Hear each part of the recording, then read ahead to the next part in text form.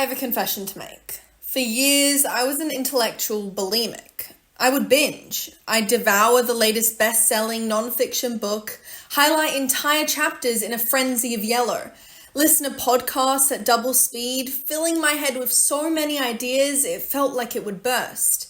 And then, a week later, when a friend would ask, "So what was that book about?"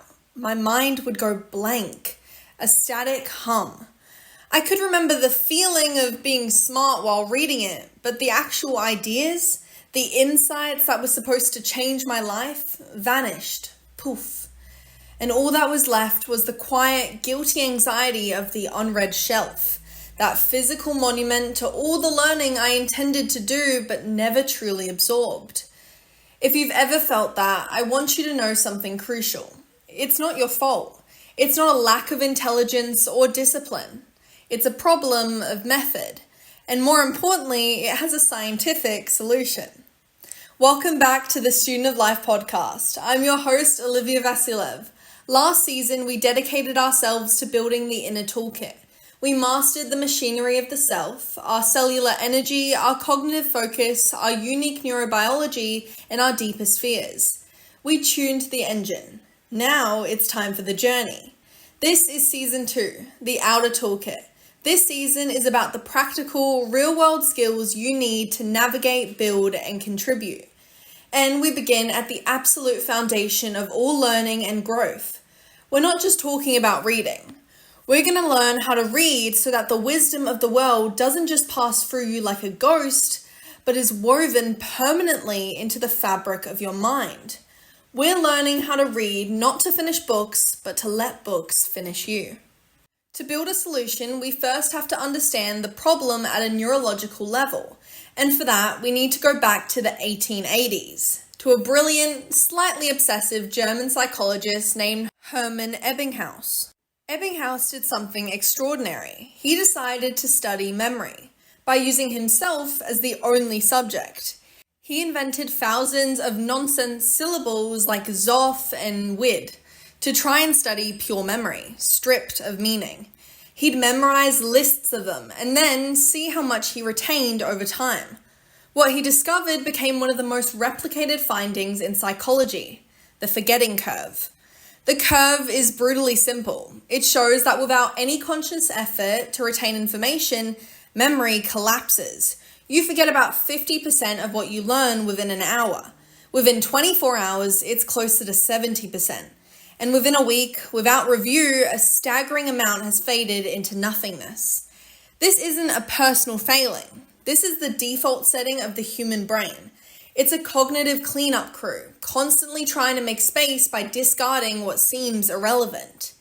Now, translate this into your life. That insightful article you read on your phone yesterday, the brilliant biography you finished last month. According to the cold hard science of the forgetting curve, if you read it passively, like a novel for the experience, your brain has already categorized it up to 70% of that detail as clutter and began deleting it. You are literally designed to forget. This leads us to the great red herring of learning, speed reading.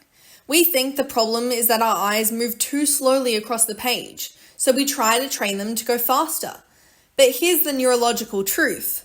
Comprehension, especially at complex, meaningful material, is not a function of eye speed. It's a function of cognitive engagement.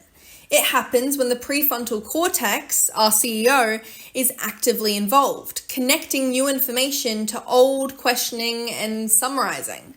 Speed reading techniques often force you to sacrifice that very engagement for velocity. You might scan faster, but you understand and retain less. The real 10 times multiplier isn't about doing the same thing faster, it's about changing what you do before, during, and after your eyes see the words. So, if passive consumption guarantees forgetting, the solution is active creation. We need to shift our identity from being a consumer of information to being a curator and creator of personal knowledge. This isn't about working harder. It's about working smarter with a simple 3-step system. The first step is the strategic start. You have to read with a purpose. Most of us pick up a non-fiction book because it was recommended or it's popular or we feel like we should. We start on page 1 and drift. This is like going to a gigantic, unfamiliar supermarket when you're starving and without a list. You'll wander the aisles, grab whatever looks appealing in the moment, end up with a basket full of random, often regrettable stuff. The active reader does the opposite. Before you even open the cover, you take 60 seconds to ask one deliberate question. What am I reading? Why am I reading it? And what specific question do I want this book to answer for me? Your purpose could be, I want to understand the 2 core habits of successful entrepreneurs. Or, I need a better system for managing my weekly tasks. Or, I want to grasp the basic science of nutrition. It doesn't have to be the author's purpose, it's yours. This works because of the part of your brainstem called the Reticular Activating System, or RAS. The RAS is your brain's bouncer. It filters the millions of bits of sensory data hitting you every second, deciding what gets your conscious attention. By stating a clear purpose, you are programming your RAS. You are telling it, hey bouncer, let in anything related to entrepreneurial habits or task management. Suddenly, your reading becomes a targeted treasure hunt. Relevant sentences will seem to jump off the page. You are no longer a passive tourist in a book, you are an interrogator with a mission. The second step is the conversational read. This is where you engage, and it revolves around one non-negotiable rule, the highlight plus why. We've all been told to highlight important passages, but this is usually where the system breaks down. We highlight whole paragraphs because they sound profound, creating a sea of yellow that's useless later. The rule is this. You are only allowed to highlight a sentence or phrase if you can immediately, in that moment, write a 1-sentence note in the margin or in a digital notebook explaining why you highlighted it. And this why must fit one of 3 categories. Number 1 being, this is the core argument, meaning the author's main point. Number 2 being, this contradicts what I thought. It's a challenge to your existing belief. Or number 3, this is directly applicable to my goal, the treasure you told your RAS to find. For example, let's say you're reading a book on habit formation and your purpose is to find a reliable way to start exercising. You read a line that says, habit formation depends more on consistent context than a motivation. You wouldn't just highlight it, you'd write in the margin, why?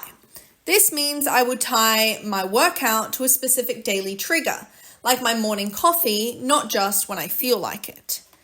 The neuroscience here is powerful. This act is called elaborative rehearsal. By translating the author's idea into your own words and connecting it to a personal context, you are forcing a deep level of cognitive processing. You are moving the information from the shallow waters of short-term memory into the deeper, more permanent networks of long-term memory. You're not just storing a quote, you're creating a personal interpretation. You're having a conversation with the text. The third and most critical step is the synthesis sprint. This is the 10-minute finish that defeats the forgetting curve. When you finish a reading session, maybe a chapter or after 30 minutes, you close the book. You put it away, you set a timer for 10 minutes. And on a completely blank piece of paper or a new digital note, you answer 2 questions without looking back. Number 1, if I had to explain the main idea of what I just read to a smart friend in 1 minute, what would I say? And number 2, based on this, what is one specific small action I could take this week? The first question forces distillation. Your brain has to retrieve the core concept from the messy details, strengthening the most important neural pathway. The second question forces application. It creates what psychologists called an implementation intention, a concrete if-then plan that dramatically increases the odds you'll actually use that information. This 10-minute practice is the single most effective learning tool you can adopt. It's called retrieval practice, and decades of research from scientists like Dr. Henry Roediger show it is infinitely more effective for long-term retention than rereading or passive review. It's the antidote to Ebbinghaus's curve. You are telling your brain, this information is not clutter. It is valuable. Retrieve it, use it, keep it. When you practice this 3-step system, purpose, conversation, synthesis, something beautiful begins to happen. You stop accumulating isolated notes and start building what I call a lattice work of knowledge. Each synthesis note, each big idea becomes a node. And over time, you read more, you'll start to see connections. The psychology book connects to the biography. The philosophy concept explains the business strategy. Your knowledge stops being a pile of books and starts being a living, interconnected structure that you can navigate and use. This changes your entire metric of success.